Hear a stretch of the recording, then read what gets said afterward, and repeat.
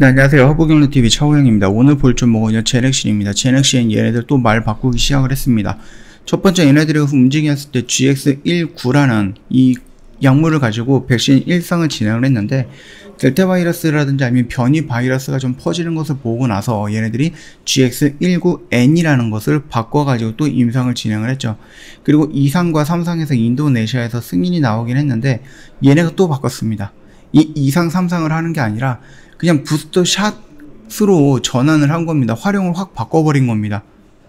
이 제넥신 굉장히 좀 양아치 짓을 하고 있습니다. 그러면서 주가가 좀 밀렸습니다. 그래서 오늘 아디오스 제넥신 이렇게 좀 말을 하고 싶습니다. 얘네들이 지금 여기에서 좀 악재성 뉴스가 나왔습니다. 뭐 GX19를 이용했다가 GX19N으로 바뀐다라는 악재가 나왔죠. 그러면서 좀 차츰차츰 지금 진행이 되면서 임상 2상과 3상에 대해서 인도네시아에서 승인이 나왔다라는 긍정적인 이슈가 나왔음에도 불구하고 주가가 움직이지 못하고 있었죠. 그런데 오늘 갑자기 뜬금없이 얘네들이 내가 이 제넥신은 1차 접종, 2차 접종 이게 아니라 부스트 샷을 준비하겠다 이런 식으로 얘기가 나와버렸습니다. 그러니까 활용도 면이 확 바뀌어버린 겁니다. 그러면은 인도네시아에서 2상과 3상에서 승인이 나왔던 부분은 어떻게 될 건지는 잘 모르겠습니다. 일단은 이 내용을 한번 좀 보도록 할게요. 일단 제넥신이 백신 개발 전략을 처음 백신 맞는 사람이 아니라 이미 접종한 사람을 대상으로 한 추가 접종용으로 선회를 한다라고 합니다. 임상시험 참가자를 구하기 힘들고 백신 접종자를 돌파하며 사례가 증가하면서 시장 변화를 고려한 결과로 해석이 된다라고 하는데, 글쎄요, 이거는 제가 봤을 땐 핑계인 것 같습니다. 현재 인도네시아 임상시험 중인 코로나 백신 GX19에는 글로벌로 2, 3상 접종 대상을 건강한 성인에서 기존 백신을 맞은 성인으로 변경을 했죠. 부스터 샷으로 방어 효능을 검증하기 위한 임상으로 전략을 변경했다라고 합니다. 그러면은 이거 어떻게 되는 건지는 잘 모르겠어요. 이거 임상을 2상과 3상으로 한다라고 했을 때 여기서 진행이 될 것인가, 비교 임상은 어떻게 될 것인가, 이 부분에 대해서는 뭐 어떻게 하는 건지 잘 모르겠습니다. 이에 따라서 임상시험도 백신 미접종자에서 백신 투여가 아니라 다른 백신 접종자를 부스터 샷으로 접종해서 돌파 감염 차단 효과를 알아보는 식으로 변경이 될 거예요. 즉 1차 접종 백신이 아니라 추가 접종 백신용으로 개발한다는 얘기인데, 이게 뭐예요?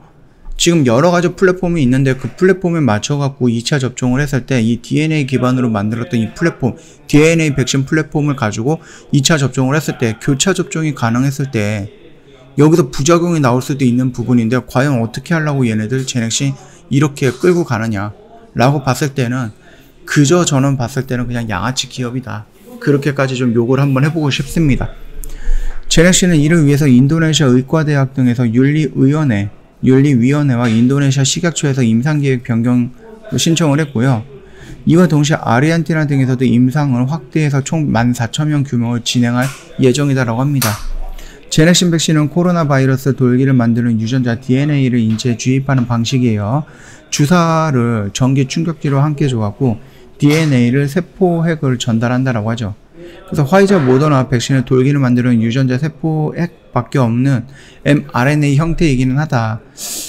일단은 GX19N 부스터샷 임상을 중국의 시노팜 또는 시노팜 백신 접종 후 3개월이 지난 접종자를 대상으로 해서 참여자가 50%의 GX19N을 투여하고요. 나머지 50%는 위약을 투자하는 방식으로 진행이 된다고 합니다. 이는 중국 백신 접종자에게 더 많은 돌파 감염이 보고됐기 때문이다 라고 하는데요. 중국 백신은 코로나 바이러스 자체를 죽여서 만든 불활성 백신이거든요.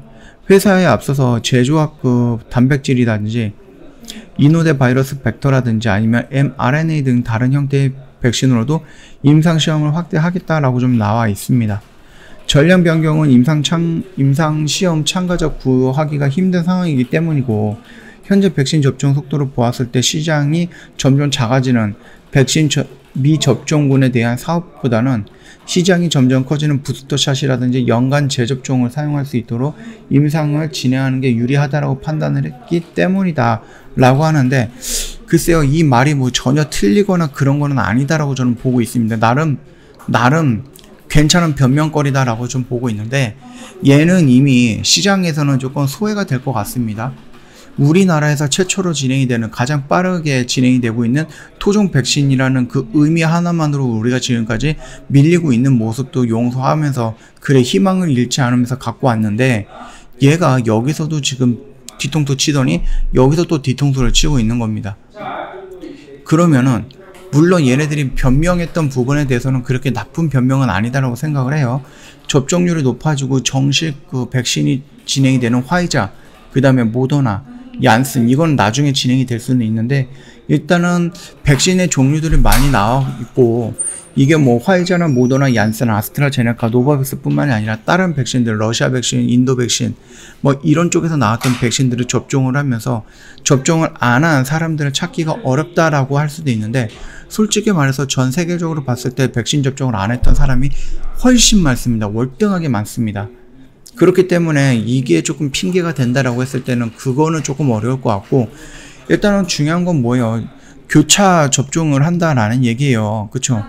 그러면 접종을 할 때 1차로 맞았던 백신의 종류가 여러 가지가 있는데 이거를 다 아울러서 만든다? 이게 과연 가능할 것인가? 아무런 부작용 없이? 이 부분이 더 어렵지 않을까 저는 그렇게 보고 있거든요. 그렇기 때문에 제넥신 관계자가 말했던 부분에 대해서는 어느 정도 인정이 되기는 하지만은 내가 생각했을 때는 그저 변명거리이고요. 얘는 그냥 보내야 되는 종목이다. 저는 그렇게 보고 있습니다. 제넥신은 뭐 더 이상 찍을 것도 없을 것 같아요. 보니까는 뭐 나중에 어떻게 될지는 모르겠으나 지금 당장은 이후로는 어떤 모습이 나올지는 전혀 예상이 안 됩니다. 얘네들 계속해서 말 바꾸게 하고 있는 되게 양아치적인 모습을 좀 보여주고 있기 때문에 결국은 얘네들이 여기까지 올라오는 모습을 보고 나서 그때 뭐 영상을 다시 찍는 한이 있더라도 지금 이 자리에서 뭐 계속 떨어지고 얘네들 계속해서 말 바꾸는데 그거 어떻게 믿겠습니까? 이거는 굉장히 조금 욕 먹을 짓인 것 같고요. 주주님들이 가만히 있지 않을 것 같아요. 뭐 소송을 진행한다든지 아니면은 뭐 어떤 방식으로도 한번 좀 회사랑 주주들이랑 어느 정도 좀 싸움이 일어나지 않을까 그렇게 좀 예상이 되는 부분입니다.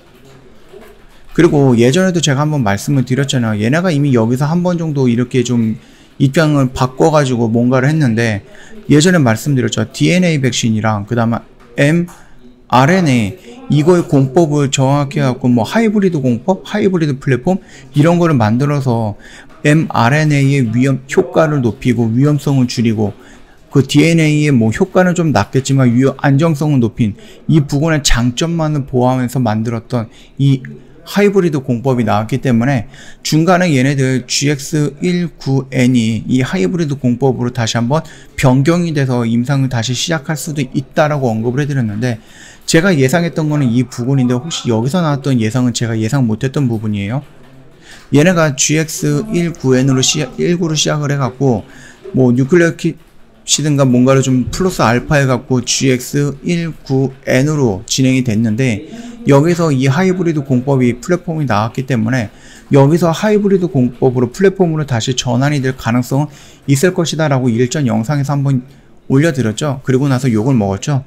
아무튼 그런 가능성이 있을 것이다 라고 예상을 했었는데 뜬금없이 이렇게 부스터샷으로 넘어갈 줄은 전혀 예상은 못했던 부분입니다. 그렇기 때문에 우리가 좀 차트적인 관점으로 접근한다라고 했을 때 이 라인을 이탈하면 빠르게 정리가 필요하다라고 말씀을 드렸던 부분도 그런 부분의 일종이었습니다.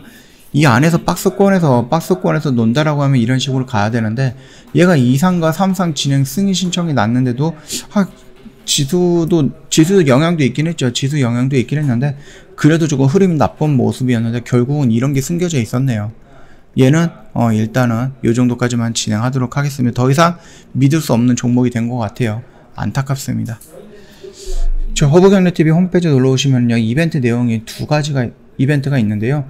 요거 같은 경우는 내일이 마지막입니다. 내일이 마지막이에요. 요런 이벤트 다음 달에는 진행이 안 됩니다. 그러니까 오늘과 내일 딱 이틀 남았고 더 이상 고민할 거리가 아니고요. 지금은 빨리 연락을 줘갖고 상담을 받아야 되는 시기다. 그렇게 좀 말씀을 드릴게요. 이벤트 가격 1년에 120만원으로 지금 진행을 해드리고 있고 다음 달은 1년에 360만원 그대로 받게 될 거니까 참고해 주시면 될 것 같고요. 방송만 체험 기간도 5일 동안 제공을 해드리고 있습니다. 이 점도 참고하시면 될 것 같고 언제든지 저희한테 연락을 주시면 되는데 카톡 친구 추가하는 방법 홈페이지에 그림으로 올려놨거든요. 요거만 보시더라도 뭐 어렵지 않게 친구 추가는 가능할 거다 그렇게 좀 말씀을 드리겠습니다. 시장 흐름에 따라서 저희가 최근에 좀 장기성, 단타성 매매를 좀 많이 하고 있거든요. 그래서 요런 흐름으로 저희가 매일같이 조금 적다면 또 적을 수 있는 수익이지만 그래도 뭐 3%, 5%, 7%, 9% 이런 식으로 꾸준하게 수익을 매일같이 내고 있다. 이렇게 좀 봐주시면 될 것 같습니다. 자, 말씀드렸듯이 내일까지가 이벤트가 마지막 날이에요. 9월달에는 360만원 그대로 받게 될 겁니다. 늦지 않게끔 저희한테 연락을 주시면 될 것 같아요. 자, 오늘 영상 여기서 좀 마치도록 하겠습니다. 영상 도움이 됐다 그러면 구독과 좋아요 한번 부탁드리겠습니다.